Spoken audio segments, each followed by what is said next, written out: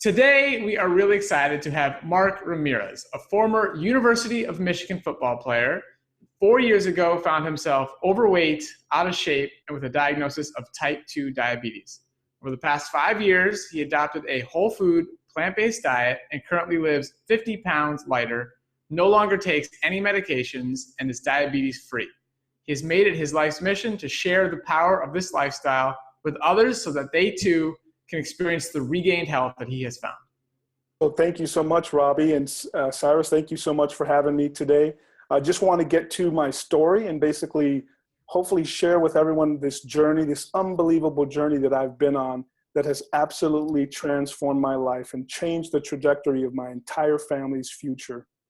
Just real quick, let's start from, I had the fortunate opportunity to play football at the University of Michigan for the legendary Bo Schembechler, Go Blue, for all those Michigan fans out there. Jimmy Harbaugh, the current coach, was my quarterback my freshman. So just a ton of great tradition there. I met my wife there. My daughter graduated from Michigan, Marissa. She just graduated in 2015, and my son's a junior there now. So we bleed blue here in the Ramirez household.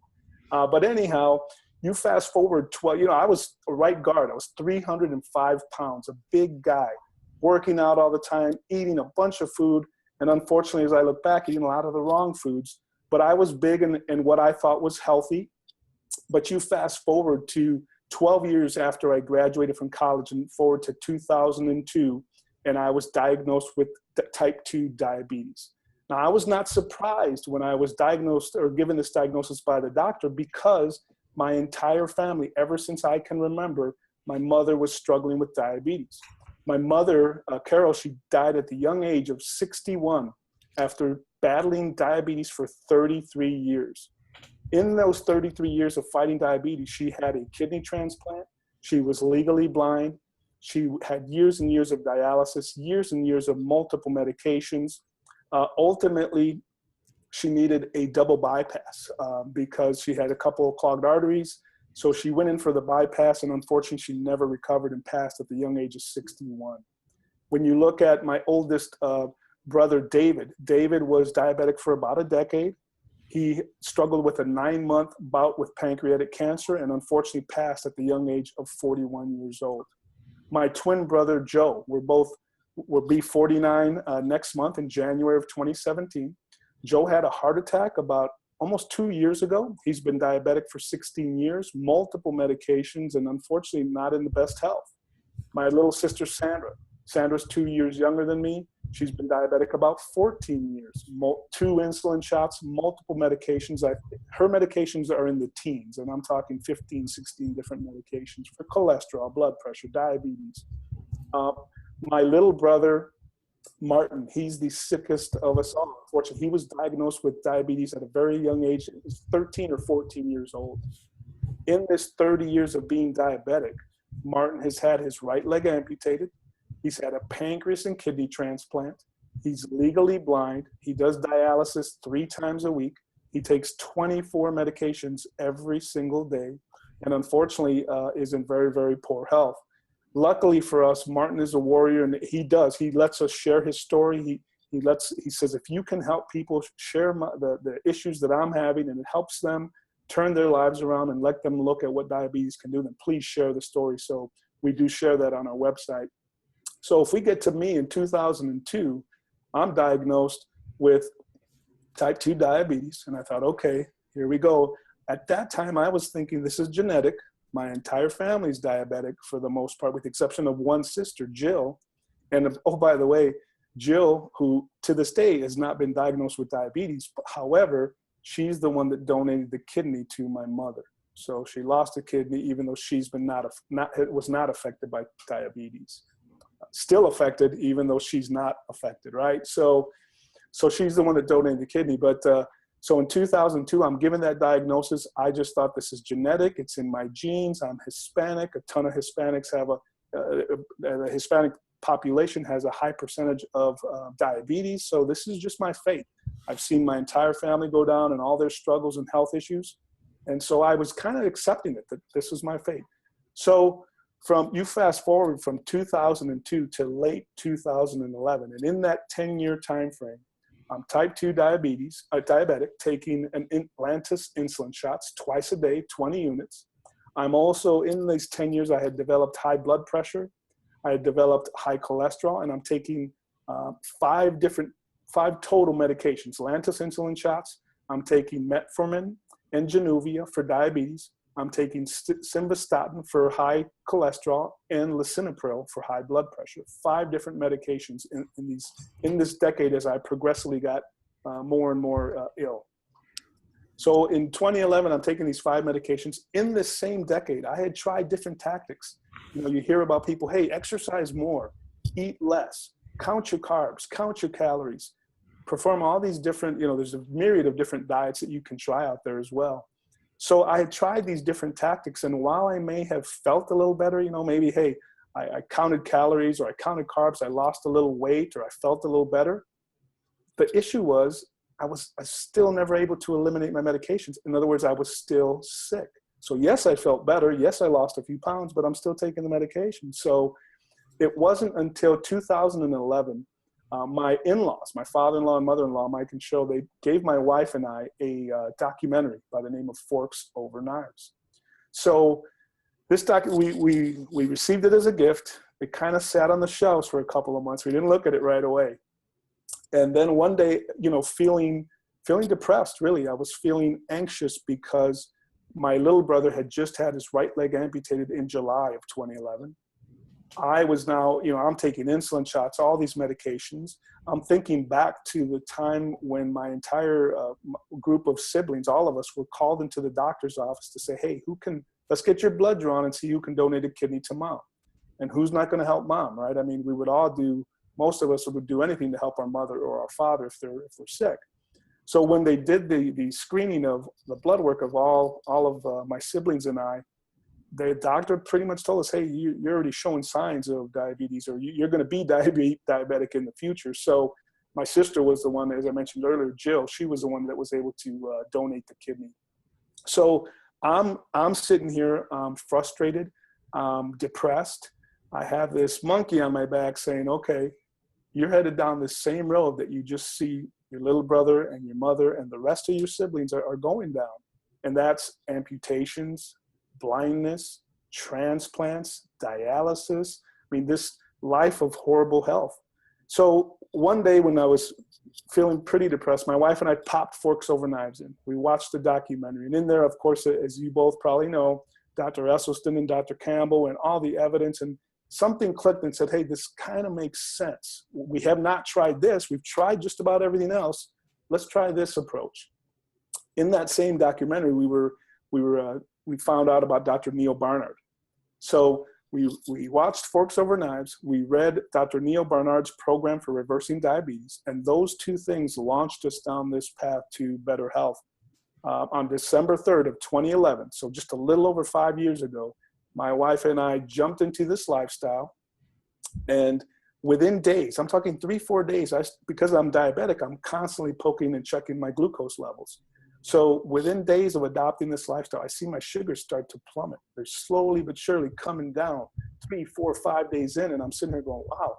I had been on medications, like I said, for 10 years.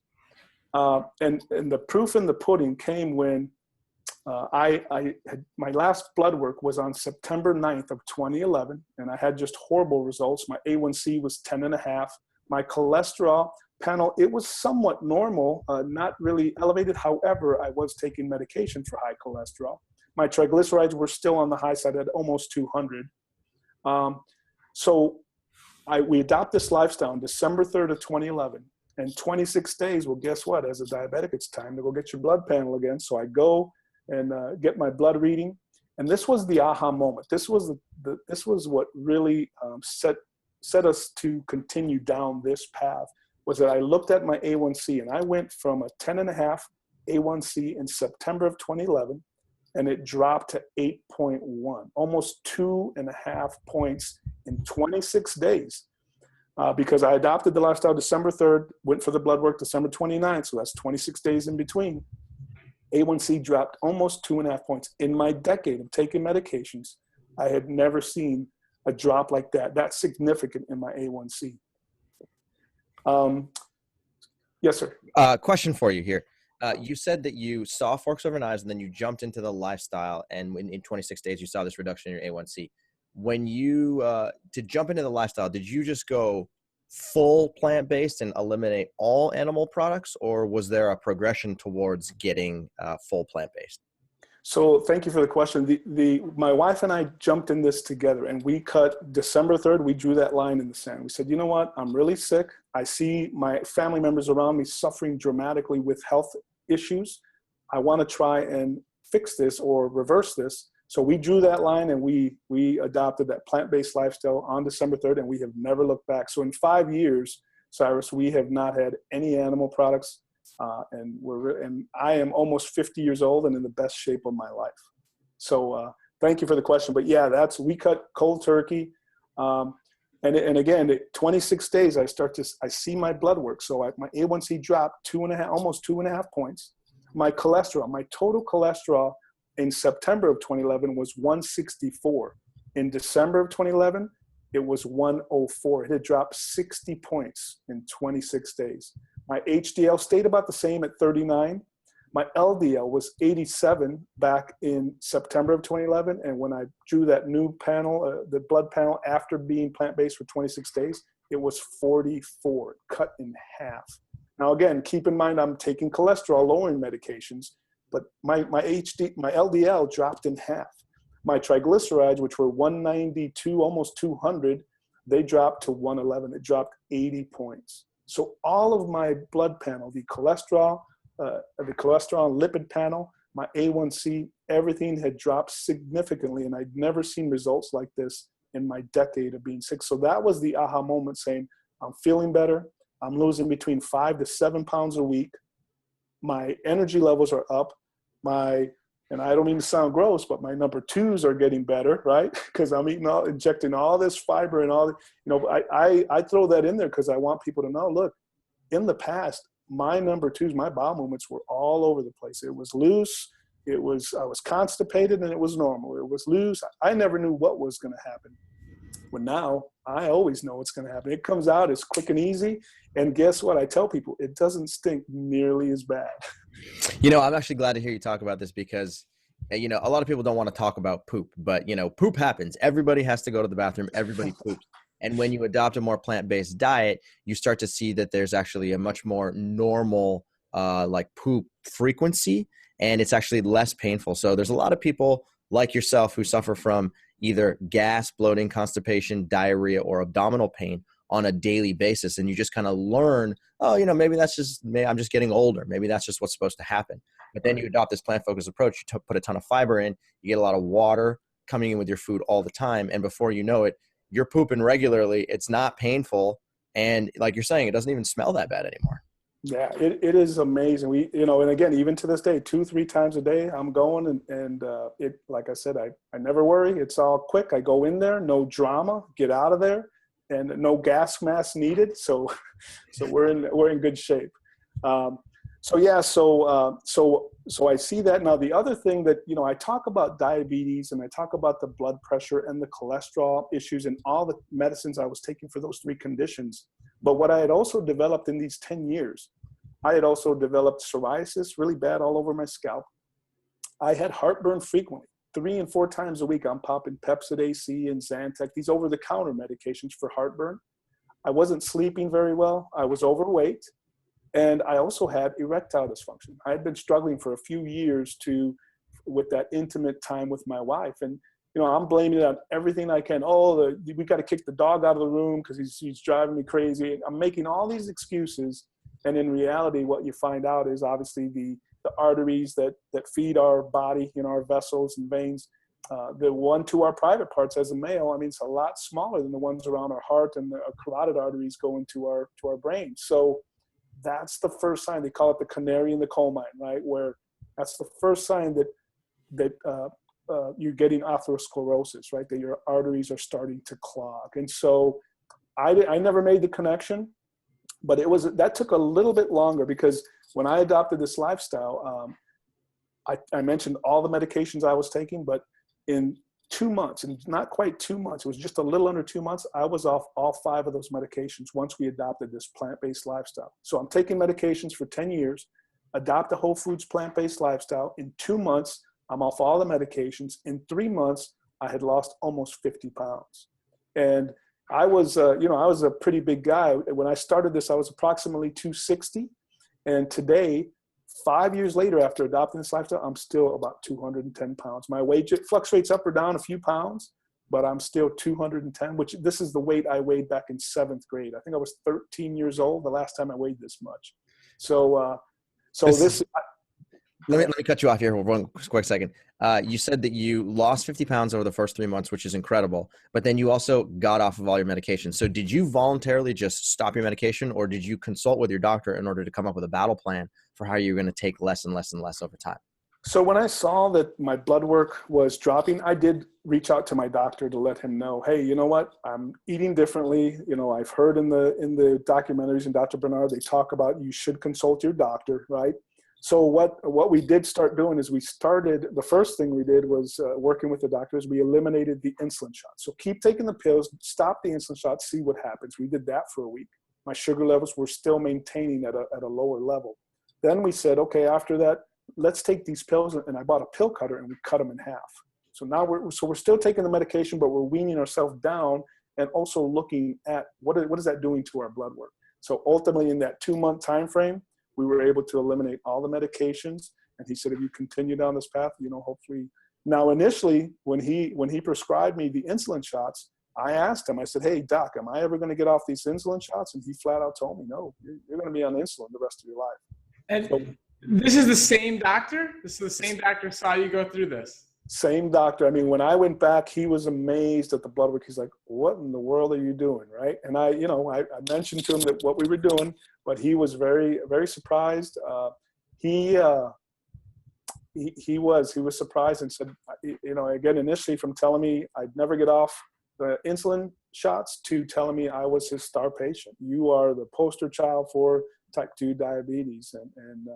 So you're telling me that you dropped 50 pounds, you dropped your A1C by 2% in the first 26 days. You got off of 4 medications, and your doctor was still saying you're going to be on insulin for the rest of your life? No, when I initially was given the insulin shots, I asked him, hey, will I ever get off this? And he said, no, you're going to be on insulin pretty much the rest of your life. Got it. So it was later that we adopted the lifestyle, because I was on insulin shots for over a year. So then we made the modifications and changes to our lifestyle. But, okay. So one more time here. So in a 2-month period, you lost 50 pounds, right? It was 3 months I lost 50 pounds. Okay. 2 months I was off all of my medications, insulin shots, and 4 oral medications for the diabetes, for the cholesterol, and for the high blood pressure. Amazing. So that's incredible. So in that 2-month period, by the end of the 2-month period, did you start seeing your blood glucose readings under 100 without any medications in the morning? Yes. My sugars were now in the 90s, the 80s. So when I was off all these medications, as I weaned myself off, my body was healing itself. It was fixing itself, right? Getting rid of, as Dr. Barnard talks about, the intramyocellular lipid, the fat inside our muscle cells, and getting rid of that. Because I did, the 3 rules I learned in Dr. Neil Barnard's book was, you want to keep it plant-based and the least amount of processed foods as possible. You want to keep it low in fat. Yes, we need fats, and we need some good fats. We get those in the way of nuts, seeds, avocados. And then also, if you're diabetic, you want to watch the glycemic index, the foods that tend to spike your sugars. So I actually learned those 3 rules early on with his book, and basically lived to this day by those same 3 rules. And that's what it's kept me healthy and trim. And my A1Cs now are in the 5s. They're normal. My cholesterol levels are on the lower end of the normal range, 130, 140. My triglycerides are always under 150. My HDL and LDL are all normal range. And my blood pressure is fine, no issues there. So all of these conditions, on top of I haven't had heartburn in almost 5 years. I'm Mexican. I eat a lot of jalapenos and a lot of spicy food, and I've not had heartburn in almost 5 years. My erectile dysfunction, that took a little bit longer to fix. That was probably 4 to 6 months in. where we, again, as a couple, we continued to try, although we were struggling, but slowly but surely things start coming back and you're like, whoa, what's going on here, man? This is, this is great. And now we don't even think about it. And that's one thing too. And especially, males and females, but particularly the males, we sit here and we associate, and you look at all the billboards, and especially, and I just because I see them, but you see all these gentleman clubs billboards, and you see these pictures of steak and all this food that quite honestly is not making you macho or manly. It's prohibiting you from really performing, to the level that you could. So it's all these foods, all the clogging of the arteries, all the cholesterol and the saturated fat and the casein, all the negative things that come with a lot of these animal products, or all of the animal products. Right? I think that's actually a really important point here because, there's a lot of men in particular who believe that in order to be a man, you have to eat meat, you have to eat cheese, you got to eat dairy products, you got to have fish, right? And if you're not eating those foods, then you are acting in a sort of like feminine manner. And it's not like you're saying, it's not macho, right? But I've been through that myself. I've made a change and I decided, there's nothing macho about eating meat. There really isn't. And it seems like you've also come to that same conclusion as well. Yeah, I mean, when I look back and I think about my lifestyle, I think about how I used to eat when I was playing football at Michigan. I mean, we'd go to training table and there's just trays and trays of steaks. I'd have 2 and 3 steaks and potatoes, and I might have a little bit of veggies, but I was filling up on that steak and on the animal products. And I look back now, and I'm sure even at that time, I'm sure that I was already starting, with my atherosclerosis or that the clogging of my arteries. And so 4, 5, 6 months in, I noticed this big change. And now when you couple the fact that you're now able to function properly as a male, and then you remove these almost 50 pounds and the majority of it coming right around my waist, I mean, life is great, man. No medications. When I look back to the monies, my Lantus shots were $50 out of my pocket every month just for the insulin, not including the other medications. Like when I look back to these 5 years, I estimate that we've saved anywhere between $12,000 and $14,000 out of our pocket that we're not paying on medications, let alone the doctor visits. I mean, I used to go 4 times a year, every 3 months. You got to hit the doctor, get your blood work done, and see how you're managing your diabetes. And I try to tell people, let's not manage diabetes, type 2 diabetes. Let's try to reverse it. That's what you want to do, right? Forget about managing. Let's live in a way and in a manner that will help and give our bodies all the nutrients, all the fiber, all the vitamins that will help our body thrive, and stay away from the foods that really cause harm, inflammation, and give us cholesterol and saturated fat, casein, and all the negative things. Can you give us an example? What do you actually eat on a day? What's a typical day of eating look like? Yeah, so people are surprised if they hang around with me any given amount of time. They're actually surprised at how much food I eat. I mean, in a typical day, I will eat between 4 to 6 meals, and they're sitting at me. You're going to eat again? I'm like, I'm hungry. I got to eat again. But one of my staples for breakfast is oatmeal, old-fashioned oatmeal. And typically in that, I'm putting cinnamon, I'm putting some walnuts or pecans, some chia seeds. I also incorporate a ripe banana, maybe some raisins, maybe some apples, and just chop them up, and any combination. And that's really what I love about oatmeal. It's very versatile, and you can change the combination of what you're putting in there day by day to mix it up a little bit. But that typically oatmeal is one. If not, I might mash up a ripe banana, toast some bread, throw the banana, maybe some fresh cut strawberries or blueberries on top. And to me, that's a form of peanut butter and jelly, if you will, but it's really just fruit on some toasted Ezekiel bread. That might be another go-to breakfast. For lunch, we're going to have anywhere from bean burritos to a quinoa salad with all kinds of veggies inside there.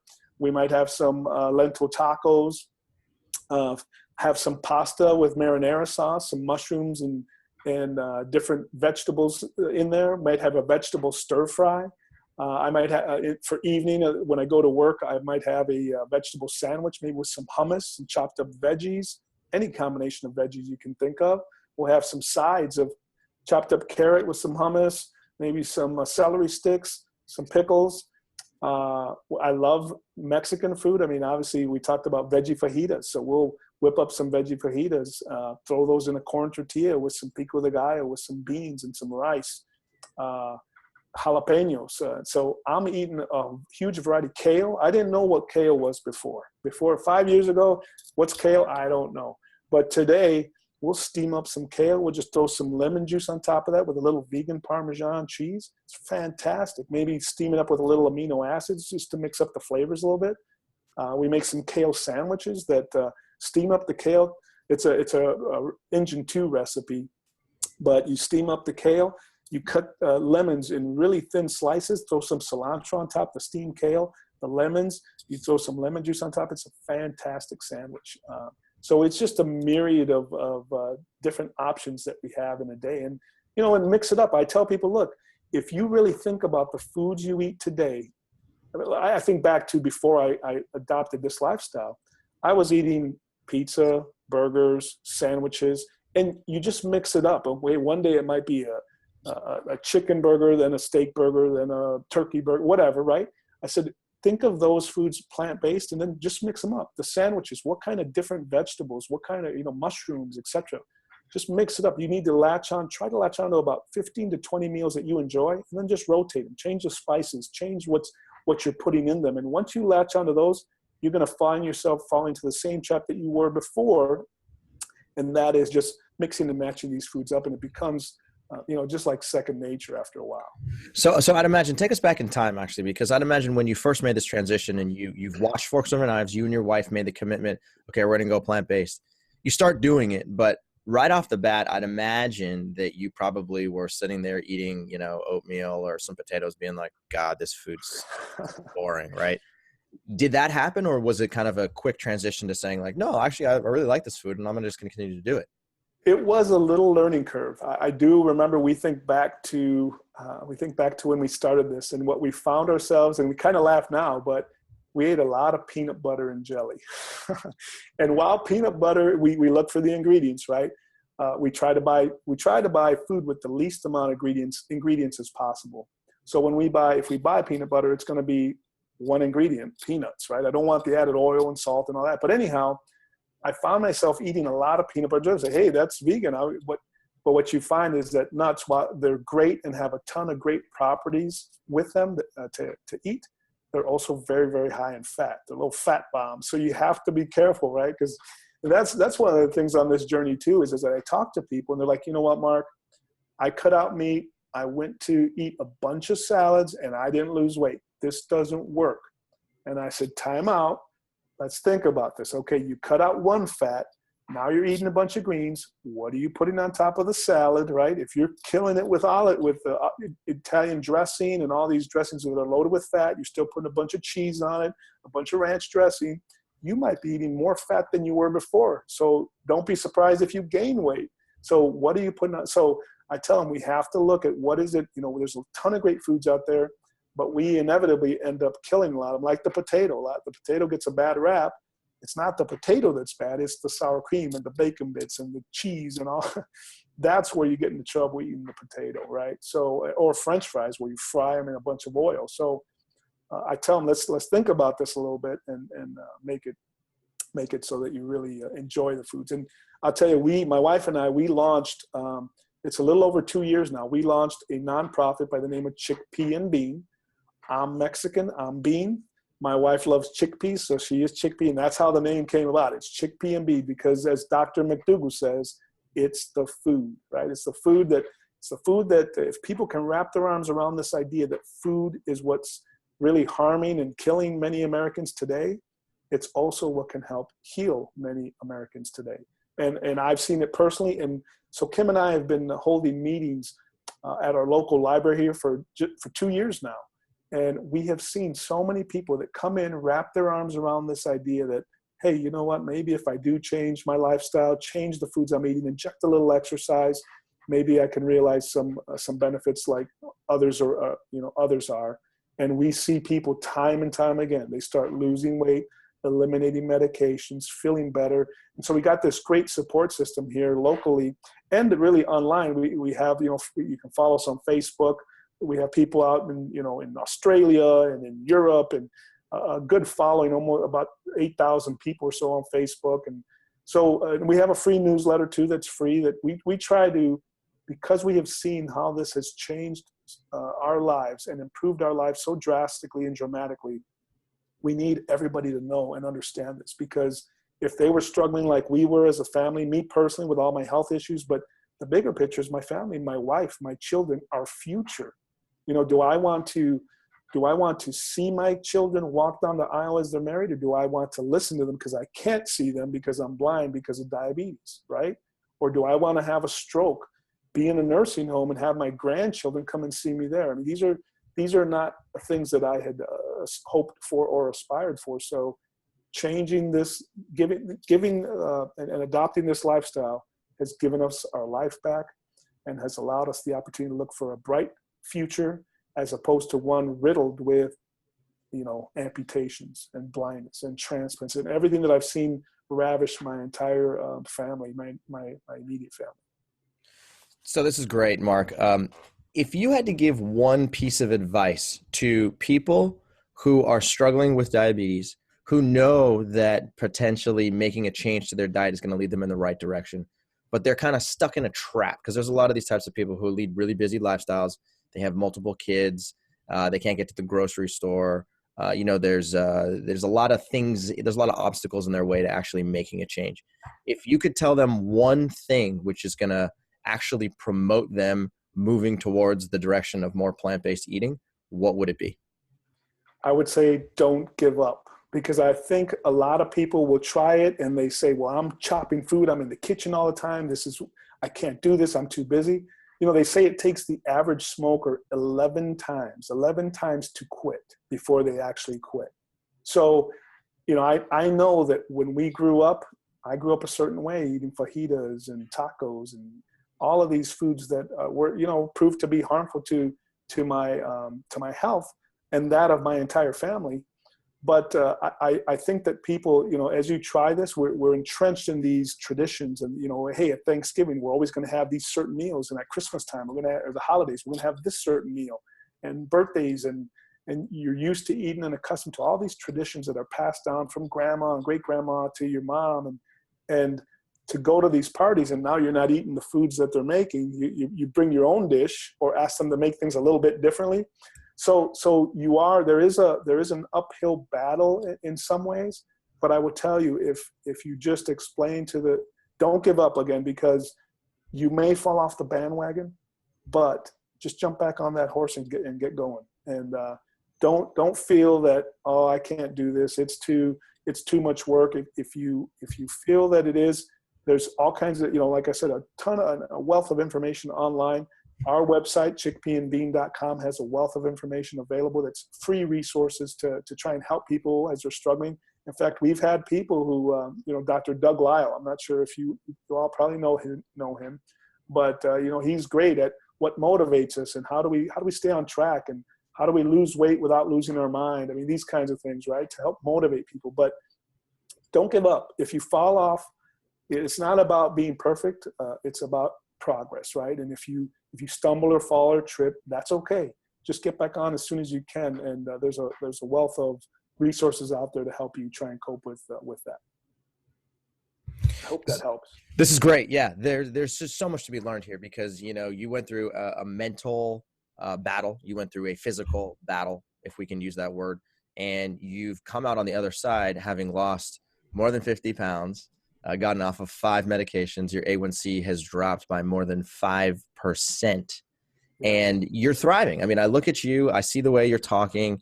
You're a shining example of somebody who's really taken this entire approach to heart. So, number one, congratulations for all the work that you've done and all the hard work that you put in. But number two, I'm actually personally pleased to see that you are spreading this message to as many people as you can, because I think all of us have this genuine desire to want to help other people that have also gone through or that are going through a similar process as what we've gone through ourselves. So to hear that you're putting together this support group and you're getting a lot of, you're motivating a lot of people makes me, I would love to come to that one day. And, I'm really glad that you're forwarding this message. So thanks for doing that. Yeah, thank you. I mean, if there's anything we can do, like I said, chickpeaandbean.com, that's our website. We have a Facebook page. We're on Twitter. We're on Instagram. We've done it. And in fact, you might be able to catch us too in January of 2017. We were fortunate enough to be involved with a documentary that's coming out called Eating You Alive. I'm not sure if you've heard about it, but it has all the doctors that we love and follow, Dr. Barnard, McDougall, Esselstyn, Campbell, Ornish. And then it also has some celebrities, Samuel L. Jackson, James and Susie Cameron, the famous movie director, Penn Jillette, the comedian, and others. And then it has testimonials like mine. So I was very blessed and honored to be part of that. It's coming out in January of 2017. Again, it's Eating You Alive. But we're very fortunate and blessed, and we want to give back. And I thank you two for also helping us share this message, because it's through venues like yours that allow the message to get out there to the masses. So appreciate all you do, both of you, every day to help get that message out there.